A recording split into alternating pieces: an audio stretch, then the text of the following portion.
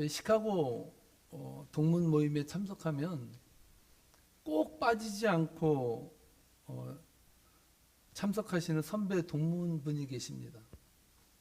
이분의 연세가 80세가 넘었음에도 불구하고 선수 운전을 하셔서 동문 모임에 꼭 오시는 분입니다.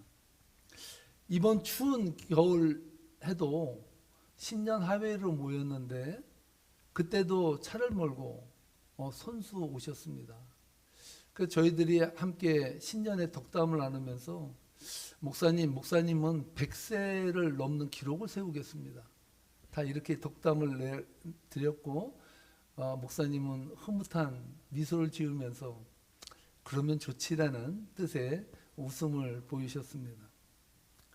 그런데요, 이분이 지난달에 뇌출혈로 쓰러지셔서 사경을 헤매다 고비를 넘기셨는데 끝내 거동이 완전히 풀리지 아니하시고 몸에 힘이 다 빠지셔서 거의 집에서 머물러야 하는 그러한 상황에 놓이게 되었습니다. 그래서 4일 전에 연락이 왔는데 이분이 타주로 아들이 계신 곳으로 이사를 갔다고 합니다. 오래 사실 것이라고 생각하며 노부부가 단독주택에서 사셨는데 갑작스러운 병세로 모든 것을 정리하는데 일주일이 채 걸리지 않더라고요. 인생이 수십 년을 모으고 가진 연금에 사회보장 돈에 많은 그런 돈을 가지셨는데 수십 년간 모은 재물이 단 일주일도 안 돼서 다 그냥 싹 정리되는 것을 보면서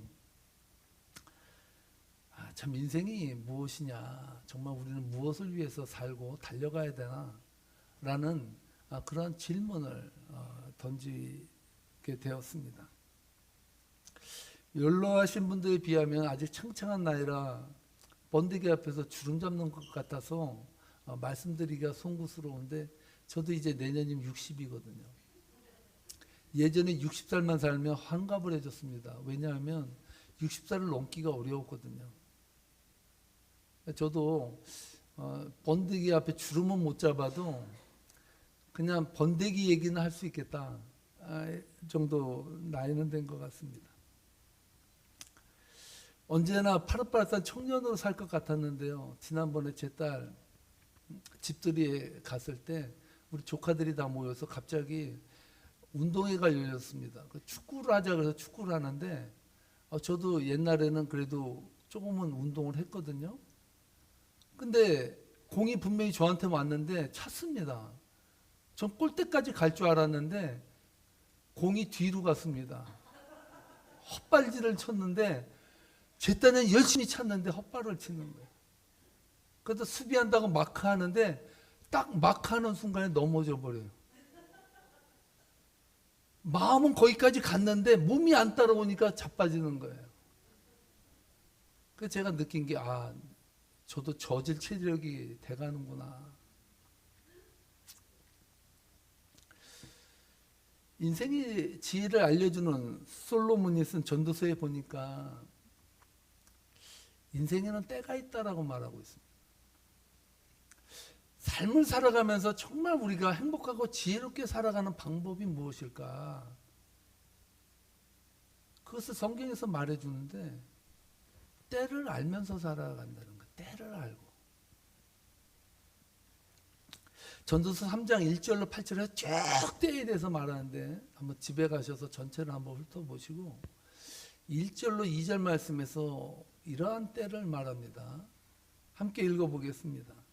범사에 기한이 있고 천하 만사가 다 때가 있나니 날 때가 있고 죽을 때가 있으며 심을 때가 있고 심은 것을 뽑을 때가 있으며 모든 일에는 기한이 있고 천하 만사가 다 때가 있는데 지혜가 뭐냐? 지혜가 그것은 때를 알면서 살아가는 사람들.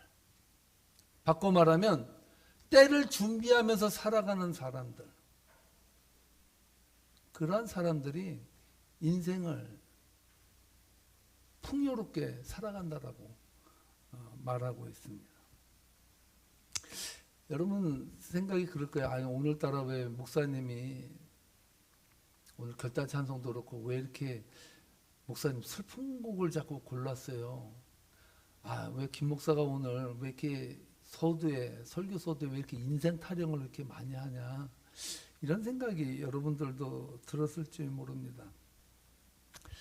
제가 오늘 본문을 묵상하면서 이삭을 통해서 얻게 된 은혜가 있기 때문입니다. 함께 1절 말씀을 읽어보겠는데요. 이삭이 1절에서요, 이삭에 대해서 이렇게 말합니다. 함께 읽어보겠습니다. 이삭이 나이가 많아 눈이 어두워 잘 보지 못하더니 맏아들 에서를 불러 이르되 내 아들아 하매 그가 이르되 내가 여기 있나이다 하니. 아멘. 이삭이 나이가 많아 어두워 잘 보지 못하였다라고 말하고 있습니다. 다음 시간에 살펴볼 말씀인데요, 어느 정도로 눈이 안 좋았냐 하면 자식을 만져봐야 구분할 정도로 많이 눈이 안 좋았습니다. 어떤 사람도 아직 제가 이 말을 한 적이 없는데 아마 제가 최초로 여러분들에게 말씀드린 게 아닌가 이런 생각이 듭니다. 아마 이삭은요, 그 당시에는 병명을 몰랐을 거예요. 근데 시력이 안 좋아진 걸로 봐서 당뇨 합병증으로 고생을 하지 않았나, 이런 생각이 듭니다. 이삭은요, 자신이 죽을 날이 가까웠다는 것을, 자신의 때가, 하나님이 부르는 때가 임박했다는 사실을 감지하고 있습니다. 그래서 아들 에서를 부릅니다. 그리고 사냥해서 별미를 만들어서 나에게 가져오라고 말하고 있습니다. 3, 4절 말씀인데요, 함께 읽어보겠습니다. 그런즉 내 기구 곧 화살통과 활을 가지고 들에 가서 나를 위하여 사냥하여 내가 즐기는 별미를 만들어 내게로 가져와서 먹게 하여 내가 죽기 전에 내 마음껏 내게 축복하게 하라. 아멘. 오늘 본문의 내용을 살펴볼 때 저는요, 구약의 말씀이 참 감동적이고 어떻게 보면 우리의 인생의 정서랑 너무나도 잘 맞는, 어떻게 보면 신약은요, 철학적이고 교리적이고 뭔가 인간의 어떤 지성에 호소하는 그러한 내용들이 담겨져 있거든요. 그런데 구약은요, 스토리로 이어져 있습니다. 스토리로 이어졌다는 것은요, 여러분 스토리 이야기를 들어서 못 이해하는 사람은 아마 초등학생 이하의 유치원 애들밖에 없을 거예요. 누구나 다 읽으면 이해할 수 있는 내용들이 구약의 말씀이에요. 오늘 본문도 이와 다르지 않아요. 오늘 본문을 읽고 이해가 안 되는 성도님들이 없을 정도로 아주 평이한 말씀으로 쓰여져 있는데요. 그런데 오늘 이 본문 말씀 4절을 통해서 하나님의 영적인 깊은 그 영의 세계에서 퍼올려 올 수 있는 그런 은혜를 우리는 발견하게 된다는 사실. 저는 여러분들에게 오늘 본문을 통해서 두 가지를 함께 생각해 보고자 합니다. 첫 번째로요, 오늘 본문 말씀은 우리 자신을 객관적으로 볼 수 있는 것도 영적으로 필요하다는 사실을 우리들에게 알려주고 있다는 거예요. 아까 제가 설교 서두에 인생의 때를 알고 살아가라 그러잖아요. 인생의 때를 알고 살아가는 지혜를 가지라고. 2절에서 이삭이 솔직히 고백하지 않습니까? 내가 언제 죽을지 알지 못한다. 바꿔 말하면 오늘 죽어도 하나도 이상하지 않을 나이임을 인정하고 있습니다. 시편 90편 12절 말씀에 보면요, 시편 90편은 모세가 썼다라고 말하는데 모세가 상당히 지혜가 있습니다. 시편 90편 12절에서요, 모세가 이렇게 고백을 해요. 함께 읽어보겠습니다. 우리에게 우리 날 계수함을 가르치사 지혜로운 마음을 얻게 하소서. 아멘. 참 기가 막힌 말 아닙니까? 하나님 우리들에게 우리 날 계수함을 가르치사 뭐예요? 내가 살 날이 얼마인가를 알려주셔서 그 살 날을 통해서 하나님 앞에 영광 돌릴 그런 지혜로운 마음을 얻게 해달라고. 실제로 모세는요, 느보산에서 가나안을 바라보면서 너의 사역은 여기까지라고 하나님께서 말씀해 주셨어요. 그래서 거기서 멈추고 혼자 외로이 하나님 앞에 부름을 받았습니다. 어떻게 보면 하나님은, 신실하신 하나님은 모세의 약속을 지켜주셨는지도 모릅니다. 우리 날 계수함을 가르쳐 주셔서 지혜로운 마음을 살게 해달라고. 여러분, 지혜가 무엇입니까? 지혜는 내가 살 날이 하나님 앞에 달려 있으며 내가 살 날의 때를 인식하고 느끼고 그 안에서 살아갈 때 지혜는 생기는 것입니다. 안타깝게 젊은 나이에 하나님의 품으로 돌아간 후배 목사님 이야기를 여러분들에게 드렸습니다. 그분이 위독하다는 소식을 듣고 문병을 갔는데 몸은 완전히 바짝 말라 있고 초췌한 모습으로 누워있는 한 여인을 보게 되었는데, 물론 그분은 저를 먼저 보지 못하고 저는 문을 열어서 이분 쪽으로 갔지만 이분이 순복음교회 조용기 목사님 설교를 들었습니다. 할 수 있다. 믿는 자에게 능치 못함이 없다. 하나님은 죽은 자도 살리시는 하나님이다라는 내용의 설교를 듣고 있었습니다. 의사는 죽음을 준비하라 그랬습니다. 근데 이분은 죽는 순간까지도 삶을 놓지 못하고 하나님의 기적을 바라고 있었습니다.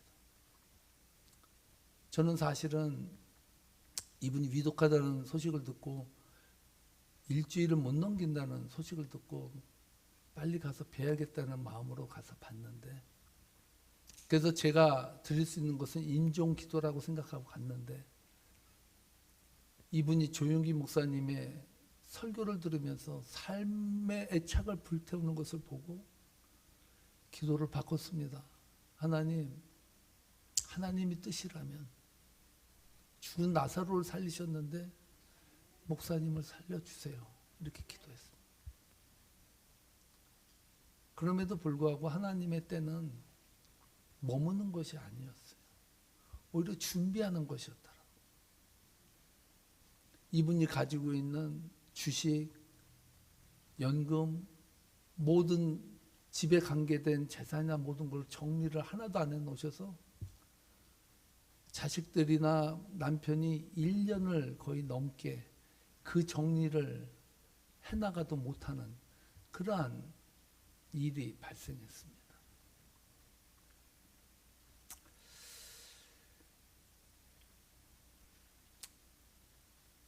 믿음의 사람들이 견제해야 되는 것이 무엇일까요? 여러분들이 인생에서 수명을 연장해 달라는 그 소원이 때로는 하나님의 때를 분간하지 못하는, 우리는 어차피 사도 바울도 고백했듯이 우리가 사는 것이 다만 이 세상뿐이면 너희들이 세상에서 제일 불쌍할 것이다.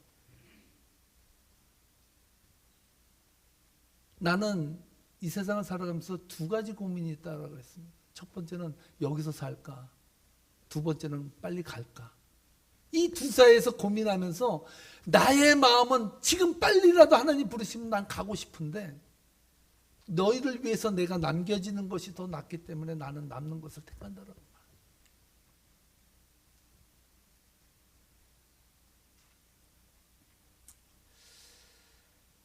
이 세상이 영원할 것 같은 착각을 갖고 살아가면 하나님의 때를 인식하지 못하고 살아갑니다. 톨스토이가 쓴 사람은 무엇으로 사는가에 보면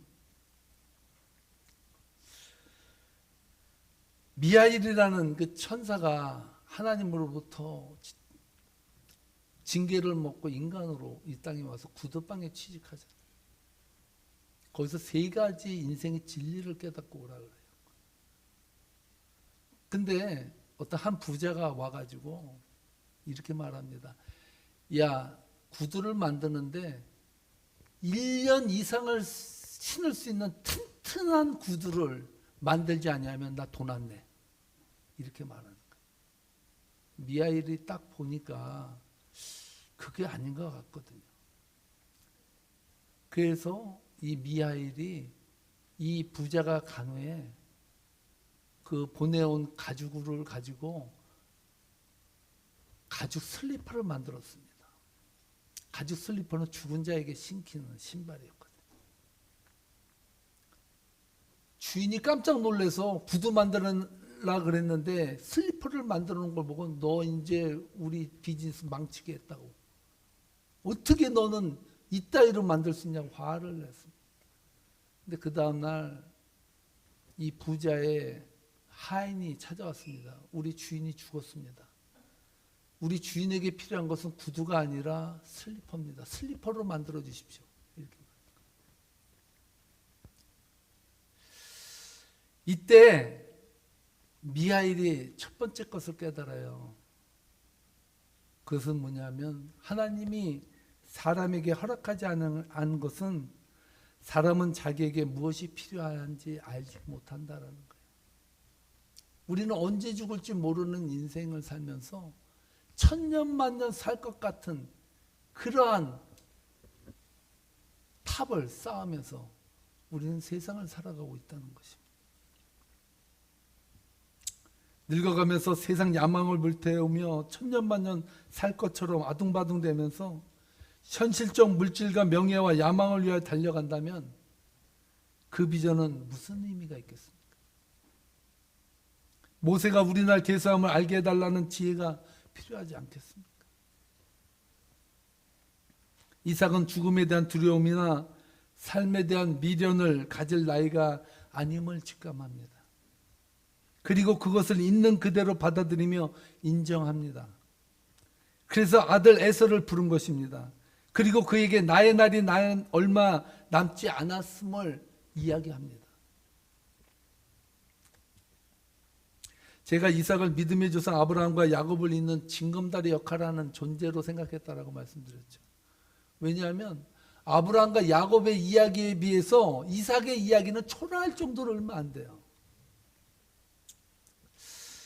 그래서 나는 이삭의 존재감이 없는 사람이라고 생각했는데요. 그렇지가 않더라고요. 한국 TV 프로그램 중에 조선의 사랑꾼이라는 그런 프로가 있습니다. 거기에 보니까 그 개그맨 김학래하고 임민숙의 아들이 결혼정보회사를 통해서 여자를 소개받아서 서로 맞선을 보는 이야기들이 전개됩니다. 근데 제가 거기서 한 가지 느낀 게 있는데 뭐냐 하면 김학래가 그 맞선녀를 보면서 어떤 마음이 들었냐 이렇게 묻는데 그 말 하더라고요. 이 처자는 내가 한마디로 말하면 동태야 이러더라고. 동태. 저는요 동태의 이미지가 별로 안 좋거든요. 왜냐하면 선생님이 맨날 졸고 있으면 넌 썩은 동태 눈을 뜨고 있냐 이랬거든요. 난 동태는 썩은 것밖에 없는 줄 알거든. 그런데 김학래가 그 맞선녀에게 동태라 그러니까 제가 왜 남의 맞선인데 왜 제 등골이 왜 땀이 나요 제가. 어떻게 저렇게 말하지? 근데 그 다음 해석이 좋아. 뭐라 그러냐면 동태는 버릴 게 없다 이러더라고요. 여러분 그거 아세요? 동태 눈깔도 먹는 거? 동태는 버릴 게 없대. 버릴 게. 그 저는요 이삭에 대해서 저에게 이삭은 어떻게 생각합니까? 그러면 이삭은 동태다 이렇게 말해요. 버릴 게 없어. 그 짧은 그 이야기로 전개되는 삶을 살았는데요. 버릴 게 없는 그런 삶을 살아왔더라고요. 노년에 와서도 멋있지 않아요? 당당하게 아들을 불러요. 내가 이제 살 날이 얼마 안 남았다. 이제 나는 하나님의 부름을 받으러 간다. 그렇게 이야기한다는 거예요. 사랑하는 성도 여러분, 죽음이 해결돼야 삶이 해결돼요. 인생이 어려운 이유가 뭔지 아십니까? 살려고 아둥바둥 돼서 그래요. 죽기로 살아봐요. 안 죽어요. 그래서 이 세상에서 제일 무서운 사람이 죽기 살기로 대드는 놈이라고 그러네. 죽기 살기로 대드는 놈은 당하질 못한대. 죽음을 내놓고 싸움되는 거예요.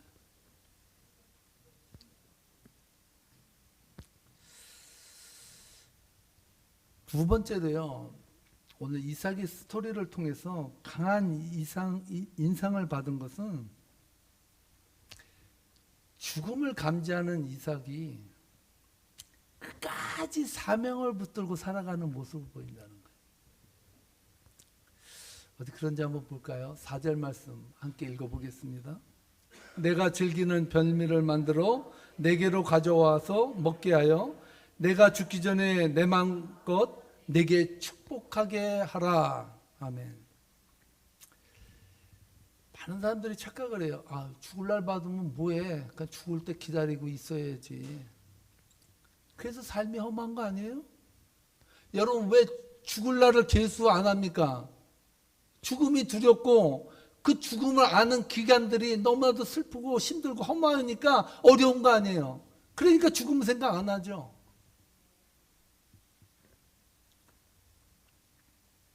그런데요, 이삭은 자신이 죽을 날을 알고 있다는 거예요. 그런데 거기서 끝나지 않는다는 거예요. 내가 죽을 날을 알아. So what?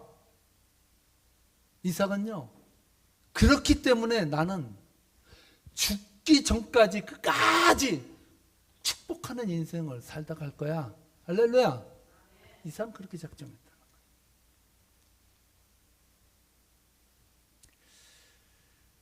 아들에게 마지막까지 내 마음껏 너를 축복할 거야. 너의 인생에 크신 하나님의 임재가 함께 하실 수 있도록 너를 위해 기도할 거야. 이것이 인생 마지막으로 달려가는 이삭의 비전이고 사명이었다는 거예요. 여러분, 죽을 날을 계수하는 사람들이 사명을 못 갖는 게 아니라는 거예요. 그래서 우리는 죽을 날을 계수해야 돼요. 더욱더 사명에 집중하도록, 더욱더 사명으로 살도록. 여러분, 인생을 사명으로 살지 않으면요, 이 세상 것이 아깝고 이 세상 것에 놓칠 못해서요, 이 세상 것에 천정긍긍하다 그렇게 그냥 하나님 앞에 그냥 부름 받는 거예요.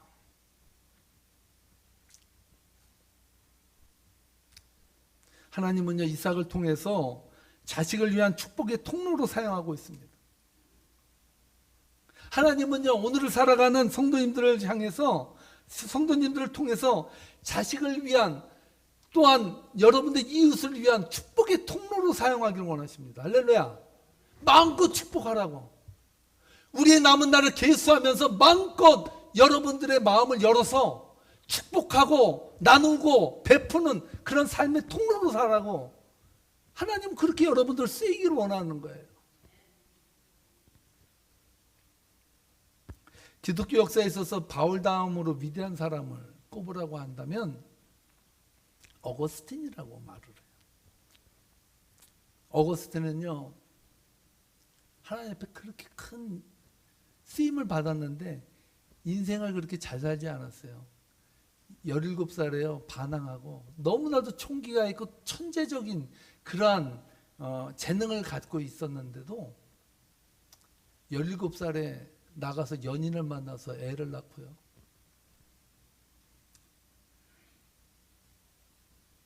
만이교에 심취해서 어머니가 믿는 예수를 모독했어요. 완전히 인생 막장을 살아간 사람이 어거스틴. 그런데요, 이 어거스틴의 어머니 모니카는요, 죽을 때까지 이 아들을 놓지 않았어요.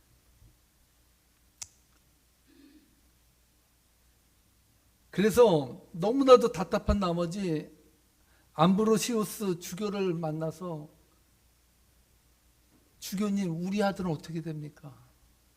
이렇게 망나니 같은 인간, 이 인간을 하나님이 붙들고 계십니까? 이렇게 호소를 했다 그래요. 그때 암브로시우스 주교가 딱 이 말을 던졌다 그래요. 눈물로 기도해준 자식은 망하지 않는다. 눈물의 기도가 담겨진 자식은 절대로 하나님 망하게 안 두신다. 그 말을 듣고 마음에 그렇게 큰 위로를 받고 그 말씀을 붙들고 하나님 앞에 계속해서 매달려서 기도했다고요. 그러나 어느 날 어거스틴에게 놀라운 변화가 일어납니다. 386년 여름 밀라노 정원에 있었을 때 이웃집에서 들려오는 음성이 들렸습니다. 그 음성은 찾아서 읽어라라는 음성이었어요. 찾아서 읽어라, 찾아서 읽어라.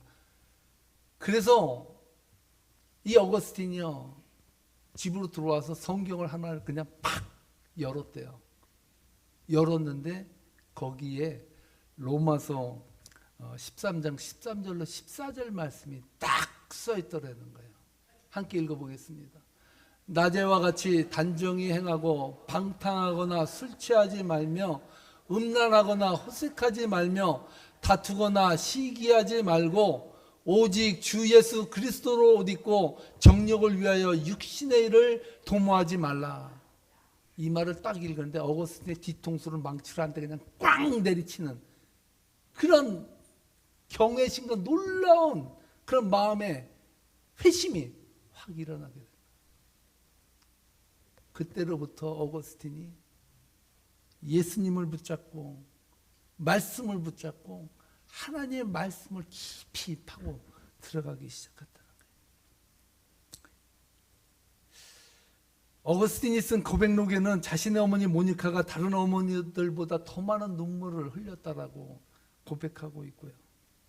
자식의 회심을 일생의 기도로 제목으로 알고 살았던 모니카의 사랑이 자식을 축복의 길로 인도하는 그러한 도구로 사용되었다라고 말하고 있습니다. 옛날 서대문에 있는 영천시장은요, 콩나물 장수 아줌마들이 많기로 유명했다고 해요. 그 중에 신앙심 깊은 한 아주머니가 있었는데 이 아주머니는요, 새벽마다 콩나물을 팔러 가기 전에 콩나물을 이고요, 새벽 예배를 드리기 위해 교회로 갔대요. 그래서 예배를 드릴 땐 콩나물 시루를 내려놓고 새벽 예배를 드리면서 하나님 앞에 매달려 기도했대. 하나님, 우리 자식들은 하나님 앞에 쓰임받는 자식 되게 해달라고. 우리 하나님이 사랑하는 자식 되게 해달라고. 그렇게 울면서 하나님 앞에 기도했다고 합니다. 그 자식 중에 하나가 나중에 큰 제약회사 사장이 돼버려요. 그 회사의 마크가 종입니다. 종. 그 정도 말하면 여러분들이 어느 회사인지 알아야죠. 종근당의 종근당. 종근당의 사장이 그 콩나물 시루를 이고 새벽 기도를 가면서 하나님 앞에 울부짖었던 여인의 자식이에요. 이 종근당 사장이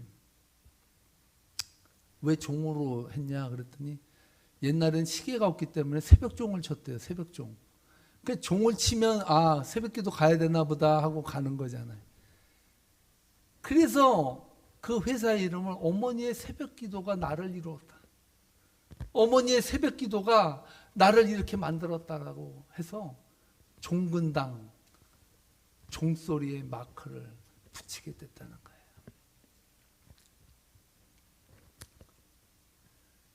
사랑하는 성도 여러분, 여러분 인생에 무엇을 남기겠습니까? 돈을 많이 남겨야 자식들 다 가져가지고 끝나버려요. 아무것도 아니에요. 그 부자는 3대를 못 간대요. 여러분들이 자식에 대해서 정말 기도를 남길 수 있고, 모니카처럼 어거스틴을 향해서 정말 하나님의 백성으로 그렇게 자라게 해달라고 기도할 때 하나님은 여러분들의 기도를 들어응답한다는 거예요. 제가 놀라운 사실 한 가지를 말씀드리고 마칠게요. 부모는요, 축도는 하나님의 위임받은 목회자를 통해서 하게 돼 있어요. 여러분들 같이 여러분들끼리 서로가 머리에다 대고 축도하면요 불법이에요. 그 불법 행위야. 그 허가가 안 된 거예요, 허가가. 근데 한 가지 축복권이 여러분들이 주어졌어요. 그 축복권이 뭘까요? 부모가 자식에게 손을 얹고 기도하고 축복하는 거는 권리예요. 할렐루야. 여러분들이 자꾸 교회에 와서 11조 내고 감사원금 내고 건축원금 내고 성경금 내고 이것만 하고 의무만 하시고 권리를 행사를 못하셔요. 권리를. 앞으로 가셔서는 자식을 위해서 잘 때나 아니면 안 보일 때라도 늘 자식의 그 머리에 손을 얹는 것을 연상하면서 하나님 앞에 그렇게 축복을 비세요. 그래서 오늘 설교의 제목이 뭡니까? 마음껏 축복하라. 허가를 받았기 때문에. 여러분, 여러분의 인생의 때를 아는 것, 그것은 중요합니다. 때를 알았다고 해서 인생에 손을 놓는 것이 아니라 더욱더 인생의 때를 알기에 소명을 가지고 소망을 가지고 비전을 가지고 그 때를 살아가는, 그래서 하나님의 능력 안에서 살아가는 복된 성도님들 되시기를 주님의 이름으로 축복합니다. 축복합니다. 기도하시겠습니다.